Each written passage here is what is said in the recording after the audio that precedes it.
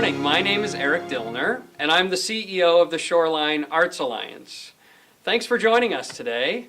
We are introducing a wonderful program to you, which is called ArtsNet 90. It's an opportunity that Shoreline Arts Alliance has created for artists, arts organizations, those who just love art, can come together and find out about what each other is doing throughout the community. The Shoreline Arts Alliance, as you know, has programs that are statewide, but this one focuses on kind of our 24-town region, which is from the New Haven area up through Lyme, Old Lyme, and into the Middlesex County region, all the way up through Middletown, Cromwell, Portland, that area. We meet in various places around that community every other month so that we can basically help those folks do what they do best. Learn from each other, learn about the kinds of work that they're doing in the community that they're in, and maybe find ways that they can collaborate. So Shoreline Arts Alliance is always there to try to find a way to help people do their job and to get people connected with those who are doing a wonderful offering in the arts community.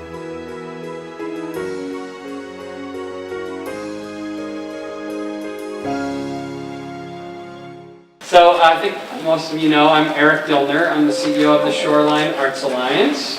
Shoreline Arts Alliance's job is much like your job. Our job is to transform lives through the arts. I think that's what we all do every day, is try to find ways of giving people some more in these cold times and something to think about with our art. I'm very excited today to learn more about many of you. Let me remind, for those who are new, I'll tell you the format of today, and a reminder for the others. So today our format is kind of like this. Everybody gets 30 seconds to tell their story.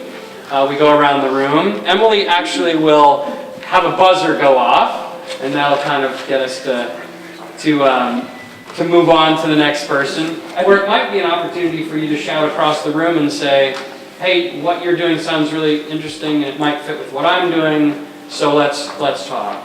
Some of the exciting things that come out of days like this are collaborations. And I want you to really continue to think about, in this day and age, how we can work together.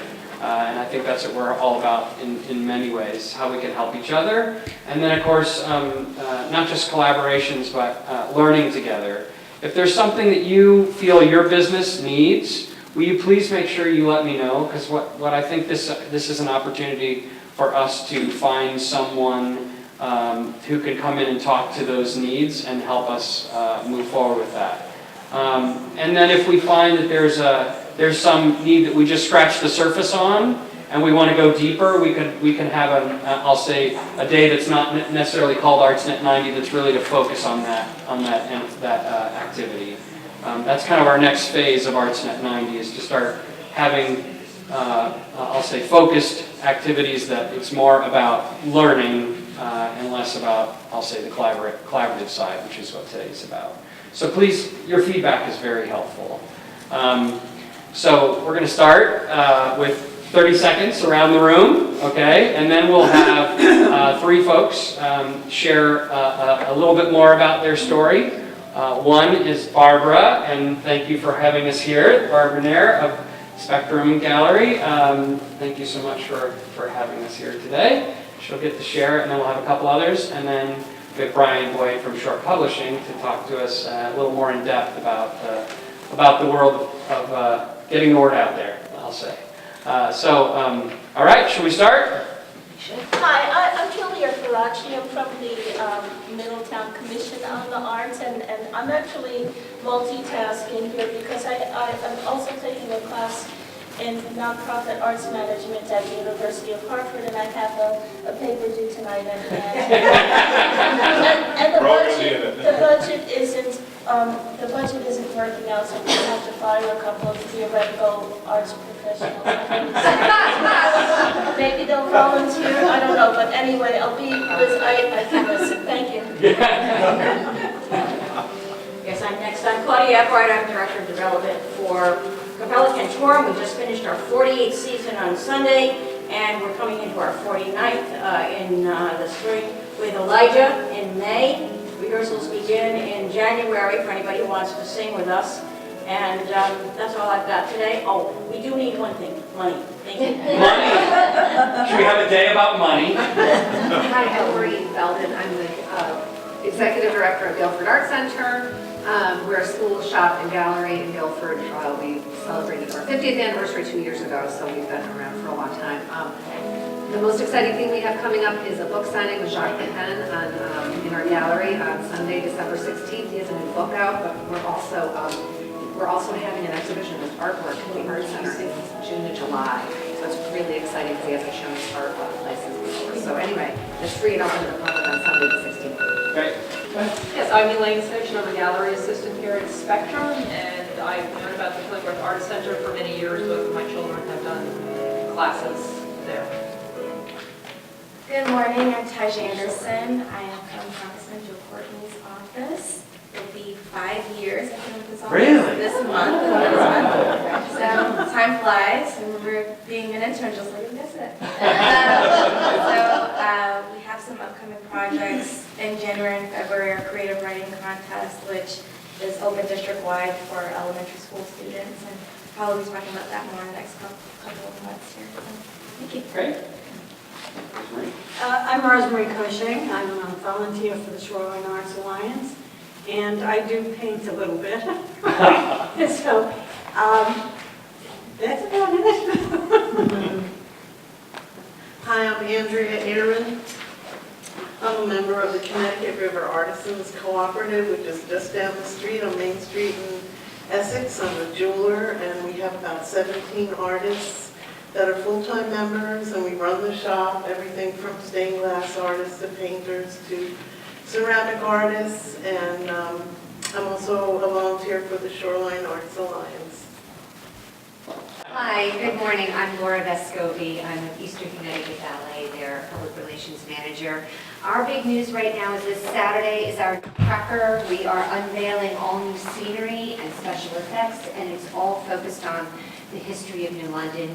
So you will, and actually the mayor of New London will be being the mayor in 3 cameo performances, but Lisa Reardon, the director of the school, has done a ton of research, and the scenery is just amazing. I'm Beth Payne. I'm the director of the Dudley Farm Museum in North Guilford. We just put out a new trifold pamphlet that you're welcome to pick up. It talks about our farmers market, our Quinnipiac Tribal Museum, as well as the Dudley Farm Museum itself. This Saturday is our holiday open house and market. We have 34 vendors in the 1890 Munger Barn that are selling their wares. Many of them are, well, David Frank, for instance, is a potter in the area. So you're welcome to come down and share some cheer. My name is Brianna Ben-Morandi. I'm an art therapist and licensed professional counselor, but I'll talk more when I have my stuff. I am Elena Gerard. I live in New Haven, Connecticut, and I'm on the board of the Madison Art Society, and my particular interest is publicity. I do the stories for our society. Okay, and I'm Gloria Nilsson. I'm a gallery assistant here at Spectrum Gallery, and I've been teaching the fashion program here for maybe 15 years, yes, I guess, forever like that. Yes, forever. and the nature camp and children's program and various other workshops. I'm a professional artist and jeweler. Great. Jane? Oh, I'm Jane Romero from GCTV. And Mark Rouveau. Mark? Yep, the other cameraman. Mark is from We do GCTV. editing and camera Right. filmmaking. And Emily? Hi, I'm Emily. Shoreline Arts Alliance. If you call, Emily's the one you talk to. Call, email, it's me. That's right. So I'm going to take my 30 seconds to say, call Emily, email Emily, whatever you can do to get to Emily. Make sure that all of your activities are on our website. It's getting a lot of visibility these days. It just seems to grow. And the more events that you have on there, the more impressions you're going to get with the public who want to learn about you. So if you don't know how to do that, make sure you connect with her We have a little video that shows you how, but it's simple. If I can do it, anybody can do it. So make that happen.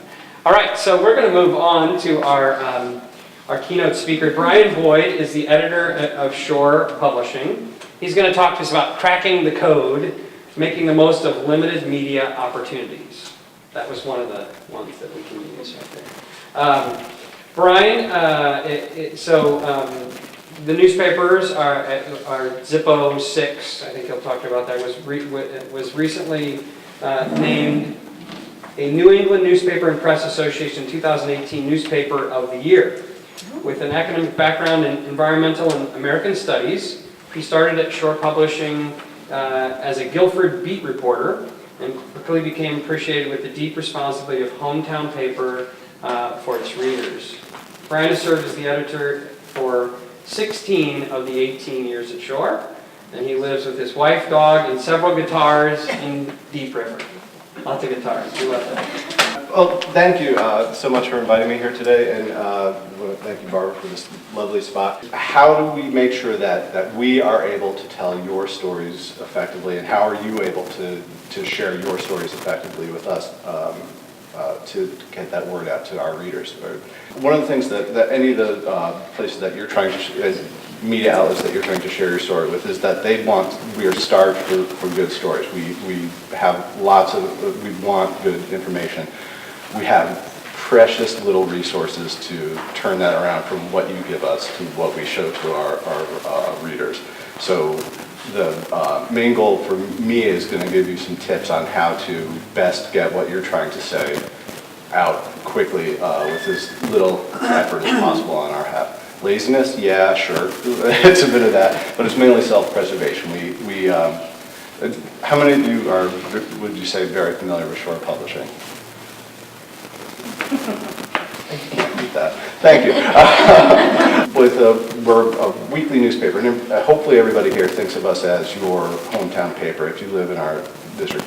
That is something that we work really hard on, and we have a very strong local presence, and it's also a myth. We put out 7 newspapers on a weekly basis, so we are a small house. I have about 20 staffers, and on the editorial side, 20 staffers and another 10, 15 freelancers that I'm working with on a weekly basis. Just to give you an idea of why we're looking for things in specific formats, why you giving us your information or any media house information in a way that just can, with minimal editing, go out to the world is the best way to start getting your stuff out there. So I'm going to have 3 tips for you. Tip 1 is do exactly what we do. So when you're looking, or what any media outlet you're looking for, you say, hey, I'd like to share my information with this paper, with this radio, with this. Look at what we've already printed and do exactly that. And I'm sitting in a room full of artists and creative types, and your job is to think outside of the box and be creative and come up with a better way of doing it. That doesn't help us. For this one, just color inside the lines. As best you can. I know that hewing as close as possible to the format of what you're already seeing is going to make copy editors very, very happy, and an unhappy copy editor is a slow copy editor, which is the enemy of everything. So whenever you're doing it, make sure just as cookie cutter as possible. Make sure you're including the who, what, where, and when. The why and the how is a part of a compelling story. It's also not really what we do as much. As a newspaper, we have an agreement with the readers that we can tell you why you might be interested in something, but not that you are interested in something. So just try and keep it as dry as possible, which again, with passionate arts people, is often a struggle. But the less we have to cut, the less we have to change, the quicker it can go out, which means you're higher up in the queue. Another thing is photos. Make sure whatever you're doing has a good photo that goes with it. A good photo is not something that you right-clicked on Facebook and saved. That's A, it's a terrible quality of the image, and B, it's not your photo. It's one thing that, and I think as artists appreciate this as much as anyone, intellectual property rights matter. If somebody took that photo, I want to know who took that photo. If it's a photo that's just a straight representation of a piece of art, we don't need to know who took the photo. We just want to know what the art is. But if it's a picture of a wall of art, We need to know who took the photo. We need to know who's in the photo, first name, last name, all that sort of thing.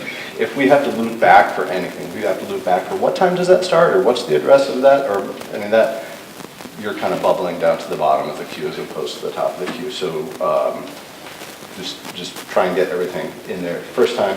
And also, one thing that cell phones are fantastic and terrible. Cell phone photos, 10 years ago, we were like, yeah, don't even bother. Now, I mean, half the time when I'm out shooting something, I'm shooting with my phone as much as I am with a DSLR. The downside is that we used to say, can the photo fill your screen? Because if the photo can fill your screen, it can work well in print. And if the photo fills a screen that's that big, that doesn't necessarily it's going to work in print. So just make sure that if you're looking on a home computer or a work computer, that the image can go to the full size of the screen without looking smudgy or blurry. We're printing on basically the equivalent of gray toilet paper, which you'll never pick up a newspaper the same way again. Sorry about that. But there's no white and there's no black. We don't. There's darker gray and lighter gray and some smudgy colors in between. And so we're going to take, if you give us a fantastic photo, we're going to make it look bad. If you give us a meh photo, it's going to look terrible, or more likely we're just not going to print it because it's why would we try? Tip 2, submit early, submit often. Submit early and submit twice for us. And this one is a specific, the first one, submit early, is probably anybody would want this. Submit twice is probably specific to us. Earlier than you might possibly think is possible. Like 3 weeks before you would like to see something showing up, that would be on the late side, up to 5, so shoot between 5 and 8 weeks. And submit earlier, it's definitely going to run in the calendar a couple times, it's going to run in the announcements a couple times, and then hopefully we'll get the best timing possible for the photo that's running. So that's the submit early. The submit twice is, we haven't really left the 90s yet on our website. The technology to take something that is running, that you submit online and put it in print, or take something that's going into print and going to online. The only way to do that would be if I added another staffer dedicated to doing just that, which I would surely love to do, but there's 8 other staff positions that I would have to fill before that. So we make you work. If when you're sending something in, send it to news@Shore Publishing. So submit twice is once to news@Shore Publishing, once to on zip06.com. Yeah, just to make sure that it gets where you want it to go, send it once, and we will take it from there. Do you prefer to get things in a media release, a media alert form, or a press release? Because sometimes press releases can get cumbersome, they can be very long. Do you prefer just to have a media alert where it's who, what, why, where, and then a photo? Is that better for all of you? Or a press release that's Very tight. precise, Yeah, just keep tight. it. Yeah, because Okay. it's very rare that we would have space to run larger anyway. Front of our mind is, what is the most important, the best, freshest story that I can tell readers? Back of our mind is, I've got a lot of stories to tell and very little time to do it in. So short and sweet is always the best. Okay. Tip number 3, very quickly, geography. Be in Chester, Essex, or Deep River. That is the best way to get your information in. The space that we have available is completely set by the amount of advertising that we have, and one of the main types of advertising is inserts, those grocery store things, and so that we have a lot of those in Valley Courier Land and very few of those in East Haven or the Sound.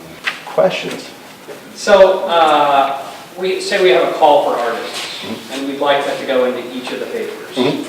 How best do we get that to happen? You send it to news@Shore Publishing, call for artists, and define the geography that you're looking for. Yeah, I have a couple of questions. How many words are good to be in a copy? Less. I'm sorry, fewer. Fewer. Yes.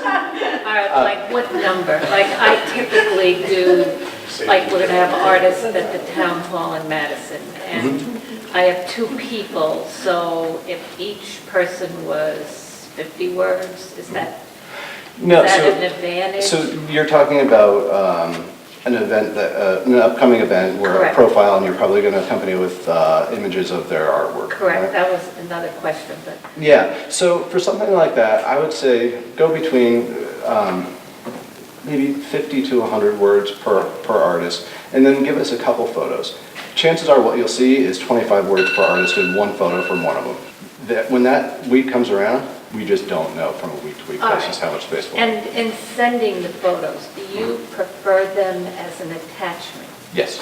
Okay, so that's a must. Yeah, if you send us something via Dropbox, we're going to go to it. Again, it's just one more of those things where it's another step in there. Right. Then the second submission, what do you recommend? Say we send it 5 weeks ahead, then we send it again. Okay, no, you only send it via email, send it once. That would be the one thing. Email once. Yeah, the second submission would be adding your event to our online calendar. Oh, because we include that in the initial email. So when you send something in that email, but that's taken care of print. So that means that we will have it in the lineup to run as a standalone photo. Okay. We'll have it as a lineup to run as an announcement. We'll have it in our print calendar and some people leave it at that.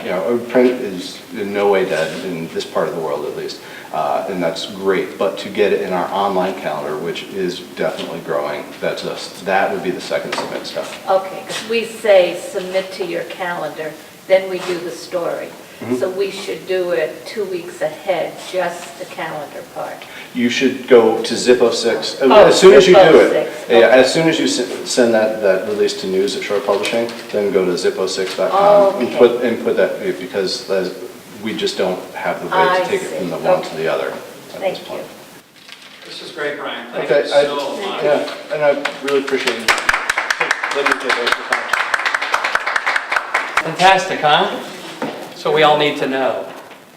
So that's the kind of thing I want you to advise me on, who you want to have us come back to future events. Please, say, I need this, I want that. I want to make you aware of one other educational opportunity that Shoreline Arts Alliance has taken advantage of a few times, and you may wish to do that too. University of New Haven has a nonprofit center where they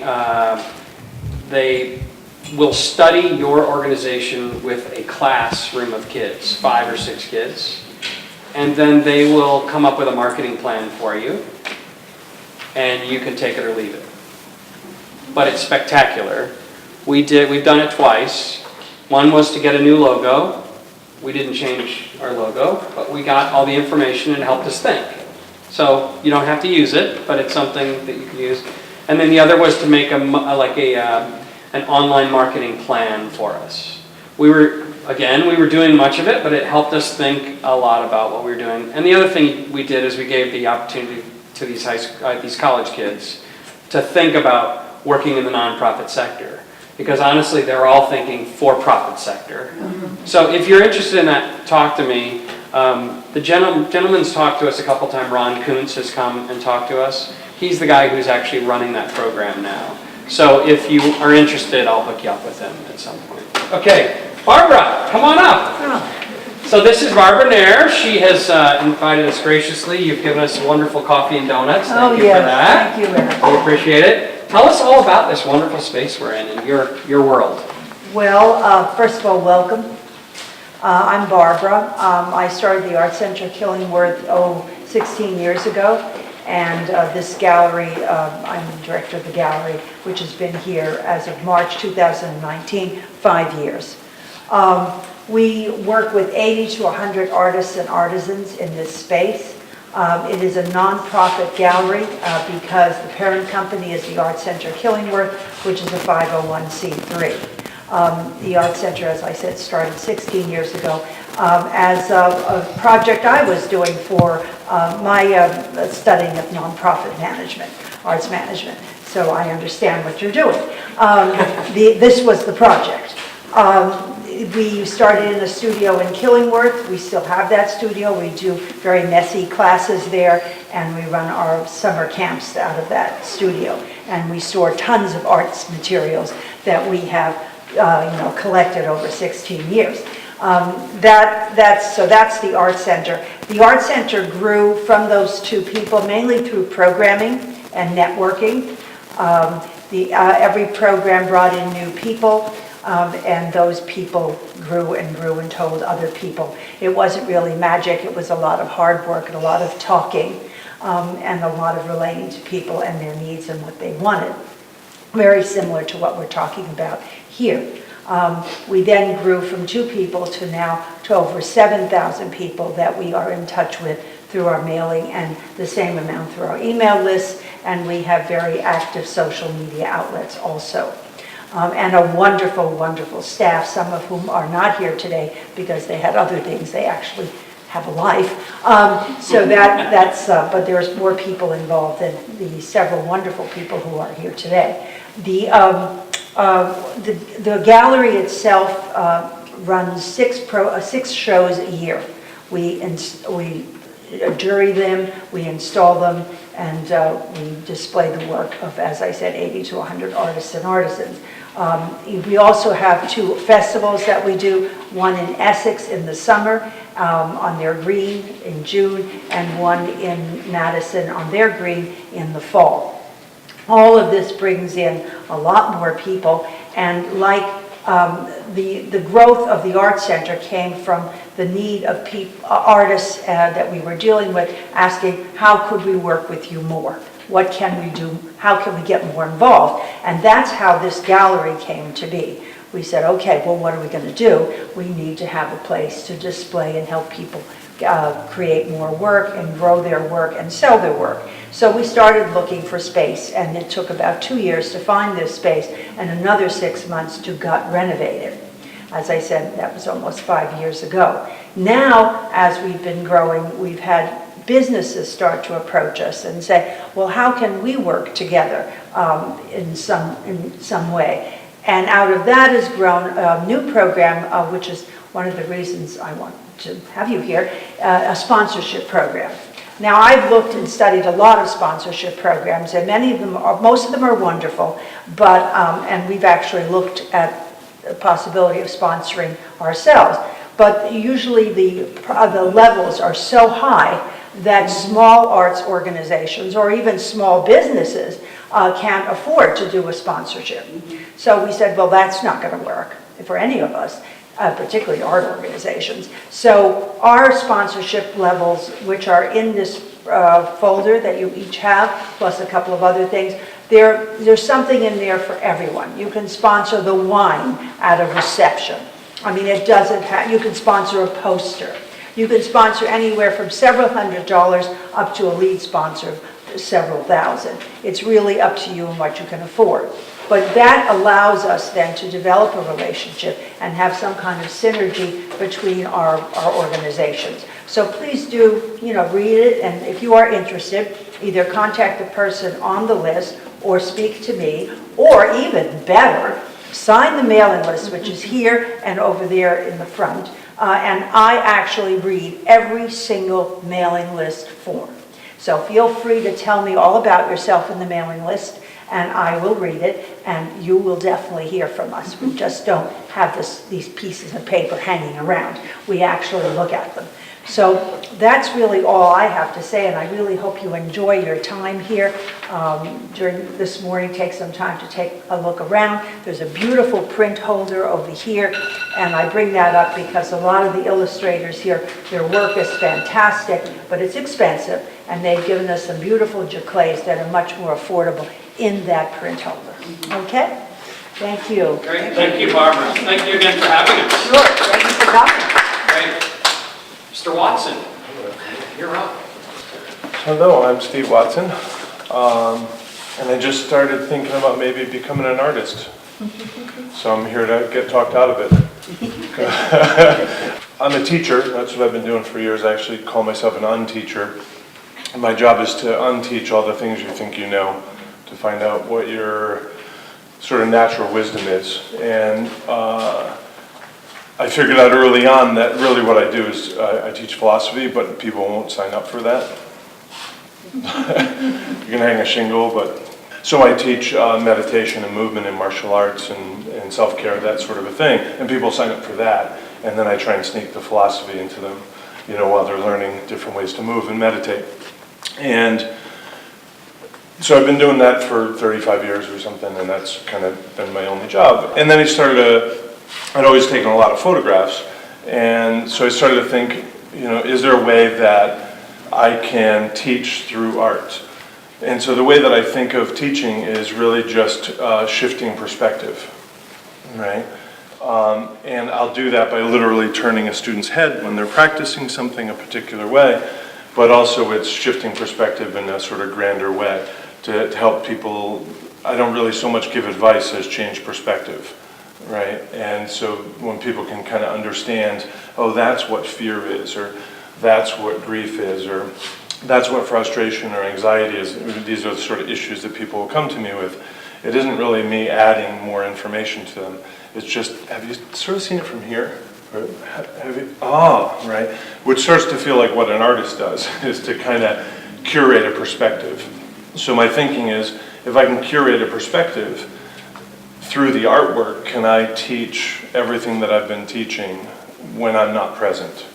So what my art looks like is it's a photograph with poetry painted on the glazing, and then framed. My place is called Someday Farm, and so it's a horse farm in Killingworth. And so I use the pre-chewed horse rail fencing to frame the photos because I know that fencing. I cut it and I watched it, weather and I repaired it and all the rest. And so that, and also of course it feels like a really Yankee thing, like here is the wood that's here, let's use that. And so it makes a really nice thing. And my plan is, if I can curate the perspective of somebody enjoying the work, they'll literally be moved to physically come closer. Hey, what is that? And they get a little closer, and then they stop and they take it, and then now they're close enough to see the words, so they maybe step in closer and look at the words, but now they're maybe close enough to see some detail, and they'll kind of, or ask a question. And so I'll actually see somebody move through the space where the work is hanging. And of course, for me, as a poet, the word moving them means more than the physical moving them. So that's kind of what I'm hoping to do. So I'm kind of at the point where I'm just kind of faithfully just trying to create it, and I don't know what I'm supposed to do with it now, so I'm open to advice, like how do I get it in front of people or share it. And I was lucky enough to sell the first piece before it was finished, but to somebody I don't even know, which is, if you want to hear about it, it's a really cool story. But that gave me the false confidence, like, oh, this will be easy. So I figured, I have to fight that as I go. So I'm in the process of doing that now, and meanwhile, just keep teaching. So thank you very much. Thank you. Yeah. Thank you very much. So kind of building on that a little bit, the idea of perspective and inspiration ties in a bit with what I do. So I'm an art therapist and licensed professional counselor. Before you all turn your brains off because you hear therapy, and a lot of people go, oh, don't even want to go there. I want you to think about a spa experience. People like to go to the spa. It's not intimidating. It's not stressful. It makes you feel good. And that experience is what we're trying to bring into our therapy office. So we have water elements, we have aromatherapy, we have coffee and tea and hot cocoa and cider. We try to create has anybody ever heard of the Danish concept of hygge? It's becoming really popular. So it's basically, the loosest translation is coziness. And if you think of all the things you love about this time of the year, candles in the window, hot drinks, warm socks, roaring fires, those are the kind of emotions that we try to elicit when somebody comes in to sit down. So when I meet with somebody, first I send them, I email them the paperwork, and I say, at your convenience and at your pace, you can fill all this out with the red tape, and we'll get that out of the way. Then when we actually get to meet, we can just sit face to face like two friends having coffee and talk about things. Now, I also work a lot with art, and art therapy is obviously the best type of therapy for creative folks because we're already used to expressing ourselves through art. But beyond that, if we've all heard of the starving artist model, artists are not usually rolling in dough. And it turns out many creative folks are on Medicaid, use Husky for insurance. Well, it turns out that is actually some of the best insurance you can have for mental health. There is no copay. So you can come and you can have this warm, inviting, nourishing, spa-like experience, work through some challenges that might be present, leave feeling refreshed, and it costs you nothing. And we also take other insurances as well. So if there is a charge, there might be a copay, or it might go towards a deductible, which is not going to be any more than you're going to pay at a spa. But it will work in tangent with your medical insurance. So a couple stories about things that we've done with work. So I have some people that are between jobs and are saying, you know, I've come from a really corporate type of environment and I'm tired, I'm burned out, it's not for me. I want to get back to the creativity, to the healing, to the things that actually fuel me. And I come from a very similar background. So what we've done is we've sent folks that come to me in this mentality on a bit of a treasure hunt in their lives, finding, exploring, trying new things that are in line with their initial passions. When they find something that clicks, they've earned a clue on this journey that this is something, I got to keep going in that direction. A lot of times they'll try something and they go, you know what, that didn't work. Okay, that's another success because we've decided that that's not where we want to go.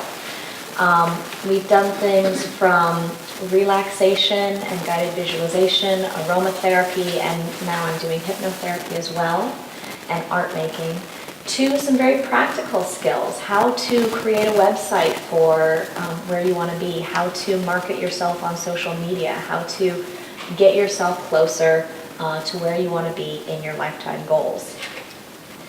We do have the option, if people do want to go deeper and work through traumas. Turns out, a study that they've done say that 80% of adults carry some type of trauma with them. And it's scarred over, and we don't realize that it's with us at all times. But in a gentle, safe environment, it is possible to go down and sort of remove that splinter of trauma so that you can be functioning at your optimal wellness. And it's not something that we pressure. Some people are fine leaving that splinter in there, scarred over, don't want to touch it, and we respect that. We don't push. We do work with all ages. We also have a music therapist in our office. We have male and female therapists. And we work with children who might be on the spectrum or have ADHD, angsty teens, adults looking for clarification and purpose in their lives, and people who we say, if you're not doing everything that you want to be doing in life, then therapy can probably help get you closer to that place. Thank you. Thank you all very much for your stories and sharing that. We want your business cards. We will pass them all around. We will take a photocopy of all of them and send that information out to all of you so that everybody knows who is here and they can reconnect. Again, have a wonderful holiday season. I have one request of you to think about. Shoreline Arts Alliance is your arts council, and we want to begin being represented by the Shoreline better on our board of directors. And we are looking to start a new division of our board of directors, which has someone from all of the 24 towns that we serve. This will be a different segment of, it's probably 1 or 2 times a meeting a year. And we're looking for somebody who would be on a board of directors of yours. We're actually looking for folks who love art, but not necessarily are artists, because we want them to focus on all art forms, not just on the specific art form that they might love. So if you can think of anybody like that who you think might be helpful, we're not trying to pull money out of your coffers. Don't think of it that way. Think of it as a leadership council group that can advise me on how to help serve our community better, if you will. So if you have any ideas about that, please talk to us. You may also know the Shoreline Arts Alliance serves the state of Connecticut with many of our programs, so we're not adverse to having folks from outside of those 24 towns, but we're focusing on that. So if there's somebody from New Canaan who you think might be interested, please talk to us about that, because one of the programs we're full in right now is our children's book writing competition, and that's a statewide competition. You just have to be a Connecticut resident. And our images photography competition is statewide. So we're not really totally focused on that, on one community, but we feel like ArtsNet 90 has helped us get further out into the region a little bit, and we'd like to go further by having my leadership team be from your regions. So if you think of anybody like that, send them our way, okay? All right? So anything else? Anybody have anything else they want to say? Then let's have a wonderful holiday.